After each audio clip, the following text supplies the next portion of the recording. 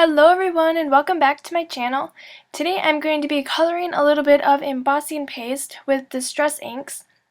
So I have the new Wilted Violet and the Mermaid Lagoon, and I have the white embossing paste.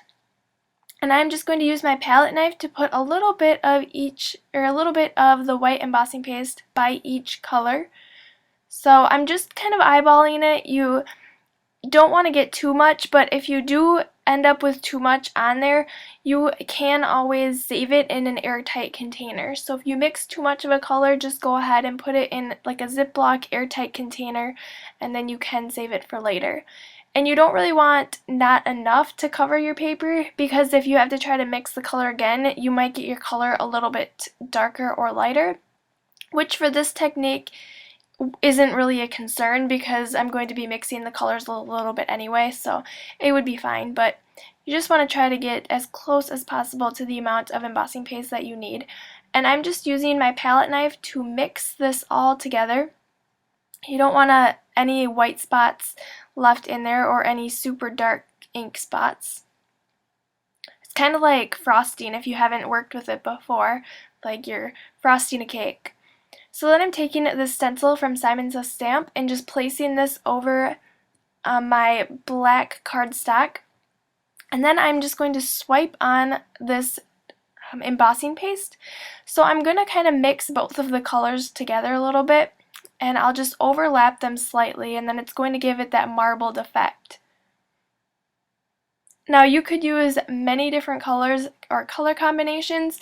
If you don't have the Distress ink pads, you can also use just the re-inkers, or you could use the Distress stains, or you can even color it with a little bit of Distress paint. So you can really kind of get creative with this and then just add the color.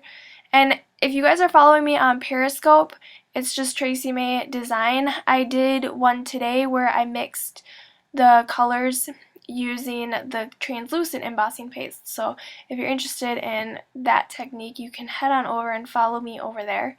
And then I just lifted up my stencil and you can see that pretty background, and I just went ahead and let that dry. So while it's drying, I'm going to go ahead and stamp my images.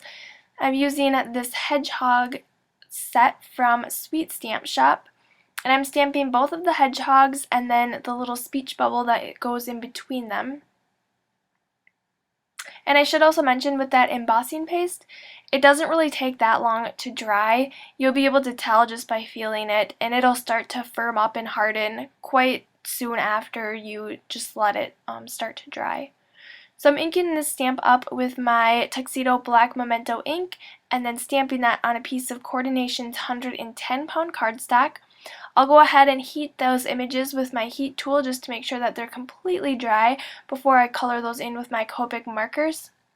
I'm doing some super simple coloring, so I'm starting with the E37 and just coloring in the entire back part of the hedgehog. I'll do a little bit of blending with my E39, just adding little dark spots under the quills of the hedgehog, and then I'll go back in with my E37 and blend both of those colors together. And then I'm going in with the E31 and coloring in the front part of the hedgehog. And then I just left the speech bubble white, so I'll go ahead and fussy cut those images out once I get the little bit of shading done here with the E33. And then of course I just blended that with the E31.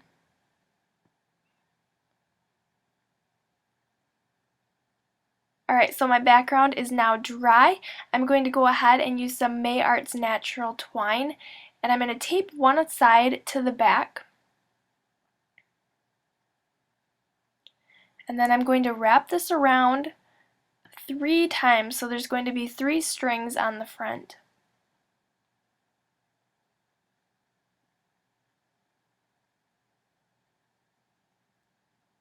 Got a little bit out of frame there, but then I'm going to cut that off and then tape it on the other side. And I just use regular Scotch tape. It holds it really well. Alright, so I'm just making sure that all of those strings are even on there. And then I can go ahead and adhere this down onto my white A2 size card base. It is a side folding card, so it is like kind of long. The way that you open it up, it's longer that way. And then I'm going to stamp my sentiment inside that speech bubble. I chose the sentiment that just says smooches. I thought that was kind of a easy one because you could use it for many different occasions. You could use it for Valentine's Day or like an anniversary, or just a miss you card. So I'm adding some 3D foam squares onto the back of my images, and then I'll go ahead and adhere those onto my card base. And I'm not adding them in the center, I'm adding them both more towards the right hand side of my card. And then I'll lay down the speech bubble. And then I'm going to take some more of my Maillart's Natural Twine and just tie a bow onto the left hand side. So I'm connecting all three of those strings together, and then I'll tie the bow on there.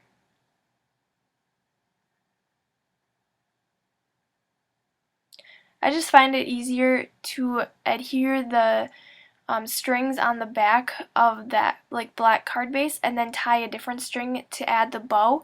It's a lot easier to tie the bow. You don't have to worry about like putting your finger in the middle and having it be loose or anything like that. So then I just trimmed off the extra. I'm going to go ahead and take my We Are Memory Keepers corner chomper and use the 1/2 inch to around the upper right hand corner.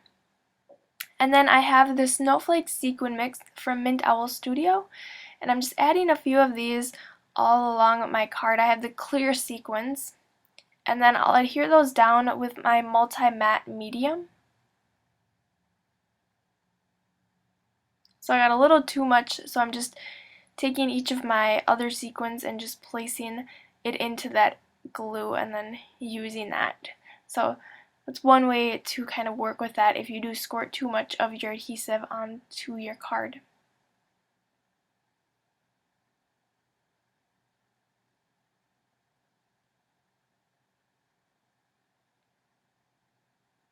Alright, that is my finished card for today. I really hope you guys enjoyed this tutorial on coloring your embossing paste, and will try this out on your own cards. Make sure to tag me if you do, because I would love to see your cards. And if you're not subscribed, go ahead and subscribe to my channel, and I will see you back here next time. Bye!